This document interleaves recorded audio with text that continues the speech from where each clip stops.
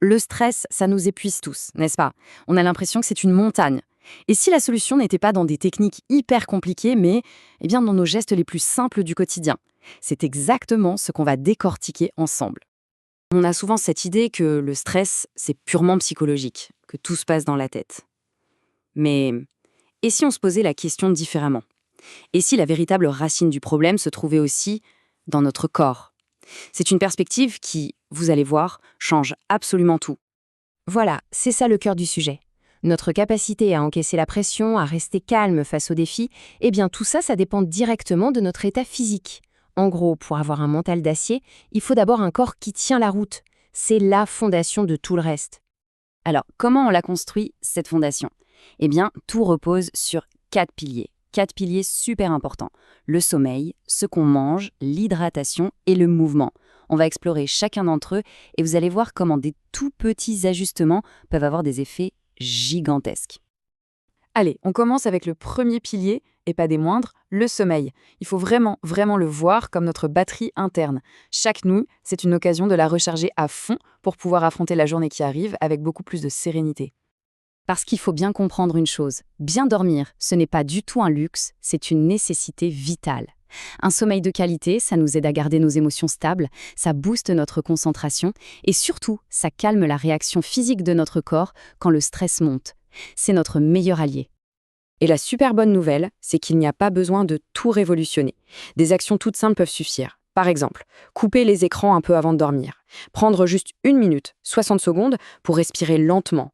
Ou même vider son esprit en notant sur un papier ce qui nous tracasse. Ce sont des petits gestes vraiment à la portée de tout le monde. On passe maintenant au deuxième pilier, l'alimentation. Ce qu'on met dans notre assiette, c'est littéralement notre carburant.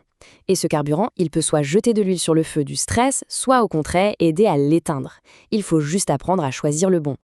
Et là, la différence est énorme. D'un côté, on a des aliments qui nous aident à nous détendre, comme les amandes pleines de magnésium, et de l'autre, les pics de sucre ou l'excès de caféine qui provoquent de l'irritabilité et des gros coups de fatigue. Et ça nous rend beaucoup plus vulnérables au stress. Alors, à quoi elle ressemble cette fameuse assiette idéale? En fait, c'est très simple. La moitié, des légumes pour faire le plein de vitamines. Un quart des céréales complètes pour avoir une énergie bien stable, sans montagne russe. Et le dernier quart des protéines pour se sentir rassasié. C'est un modèle tout simple qui aide à maintenir un bon équilibre toute la journée. On en arrive aux 2 derniers piliers, et ceux-là, ce sont peut-être les plus faciles à mettre en place, avec un effet quasi immédiat.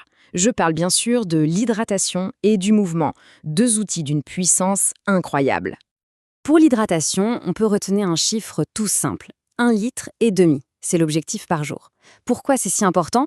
Parce que la déshydratation, même légère, c'est déjà un stress énorme pour le corps. Ça provoque de la fatigue, de l'irritabilité, des maux de tête. Boire de l'eau, c'est donc littéralement l'un des gestes anti-stress les plus simples et efficaces qui existent. Et pour y arriver, pas la peine de se compliquer la vie. Un grand verre d'eau dès le réveil pour bien lancer la machine, et puis un autre à chaque pause qu'on fait dans la journée. En associant ce geste à des habitudes qu'on a déjà, on n'a même plus besoin d'y penser, ça devient un automatisme. Et enfin, le mouvement. Le simple fait de bouger, même un tout petit peu, ça libère des endorphines, les fameuses hormones du bien-être. C'est un peu comme si on avait notre propre pharmacie interne qui produit un antidote naturel au stress. Et attention, pas besoin de courir un marathon. L'idée, c'est juste d'intégrer des micro-mouvements dans sa journée. Une petite marche de 5 minutes, quelques étirements au bureau, préférer les escaliers à l'ascenseur, ou même danser sur une chanson qu'on adore. L'important, ce n'est pas la performance, c'est juste le fait de bouger son corps, un peu, mais tous les jours. Bon, maintenant, comment on met tout ça en musique? Le message le plus important à retenir, il est très simple. Il vaut mieux viser la régularité que la perfection. Chaque petit pas, chaque petite action, c'est déjà une victoire en soi. Cette phrase, c'est vraiment la clé de tout. Le vrai pouvoir, il n'est pas dans un grand changement radical et brutal, non. Il est dans le choix conscient de faire une petite chose pour soi chaque jour. C'est l'accumulation de toutes ces petites actions qui bâtit, petit à petit, une résilience à toute épreuve. Alors la vraie question, ce n'est pas comment je peux tout changer d'un coup. C'est plutôt quelle est la toute petite action, simple et réalisable, qu'on peut faire aujourd'hui pour se sentir un peu mieux. C'est cette réponse qui est le vrai premier pas.